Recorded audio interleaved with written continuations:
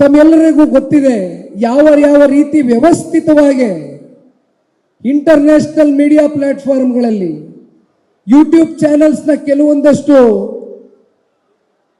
ಹಣವನ್ನು ಇವತ್ತು ಬಹುಶಃ ವಿದೇಶದಿಂದ ಹೂಡಿಕೆಯನ್ನ ಮಾಡಿ ಬಹಳ ಕೆಟ್ಟದಾಗಿ ಶ್ರೀ ಕ್ಷೇತ್ರದ ಬಗ್ಗೆ ಪ್ರತಿನಿತ್ಯ ಎಪಿಸೋಡ್ಗಳನ್ನ ಏನು ಮಾಡಿದ್ರು.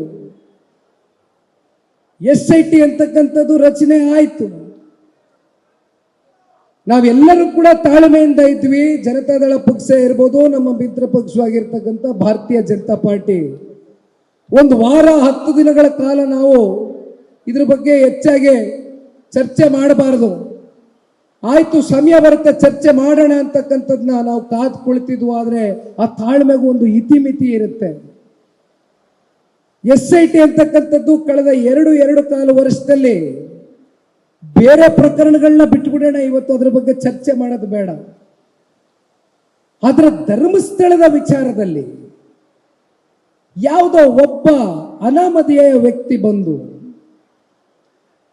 ಒಬ್ರು ಇಬ್ರು 3 ಜನವೋ 4 ಜನವೋ ದೂರು ಕೊಟ್ಟರು ಅಂತ ಅದನ್ನ ಬಹಳ ಗಂಭೀರವಾಗಿ ಪರಿಗಣನೆಗೆ ತಗೊಂಡು ತರಾತುರಿಯಲ್ಲಿ SITಯನ್ನ ರಚನೆ ಮಾಡಿ ಹಲವಾರು ದಿನಗಳು ಇವತ್ತು ಭಕ್ತಾದಿಗಳಲ್ಲಿ ಒಂದು ಗೊಂದಲದ ಗೂಡಿಗೆ ಎಡೆ ಮಾಡಿಕೊಟ್ಟಂಥದ್ದು.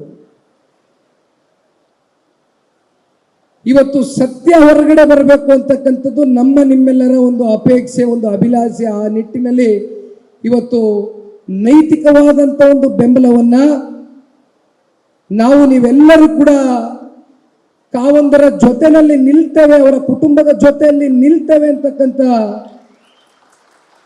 ವಿಷಯವಾಗಿ ಇವತ್ತು ನಾವು ನೀವೆಲ್ಲರೂ ಏನು ಸೇರಿದ್ದೇವೆ. ಇದಕ್ಕಿಂತ ಬಹುಮುಖ್ಯವಾಗಿ ಪಕ್ಷದ ವರಿಷ್ಠರು, ಮಾಜಿ ಪ್ರಧಾನಮಂತ್ರಿಗಳು ಸನ್ಮಾನ್ಯ ದೇವೇಗೌಡರು ಸಾಹೇಬರು, ಕೇಂದ್ರದ ಸಚಿವರು, ನನ್ನ ತಂದೆಯವರು ಆಗಿರ್ತಕ್ಕಂಥ ಸನ್ಮಾನ್ಯ ಕುಮಾರಣ್ಣ ಅವರು, ನಮ್ಮ ಇಡೀ ಕುಟುಂಬ ನಮ್ಮ ಜೀವನ ಉದ್ದಗಲಕ್ಕೂ ಕೂಡ ನಾವು ಶಿವನ ಆರಾಧನೆಯನ್ನು ಮಾಡ್ಕೊಂಡು ಬಂದಿದ್ದೇವೆ. ಶಿವನ ಭಕ್ತರಾಗೆ ನಮ್ಮನ್ನು ನಾವು ಅರ್ಪಿಸ್ಕೊಂಡಿದ್ದೇವೆ. ಇಂಥ ಒಂದು ಶ್ರೀ ಕ್ಷೇತ್ರ ಧರ್ಮಸ್ಥಳದ ಬಗ್ಗೆ ಈ ರೀತಿ ಅಪಪ್ರಚಾರ ಆಪಾದನೆಗಳು ಹುಟ್ಟಿದಂತ ಸಂದರ್ಭದಲ್ಲಿ ಸನ್ಮಾನ್ಯ ದೇವೇಗೌಡರು ಸಾಹೇಬರು, ಕುಮಾರಣ್ಣ ಅವರು ಸಾಕಷ್ಟು ನೊಂದಿದ್ದಾರೆ.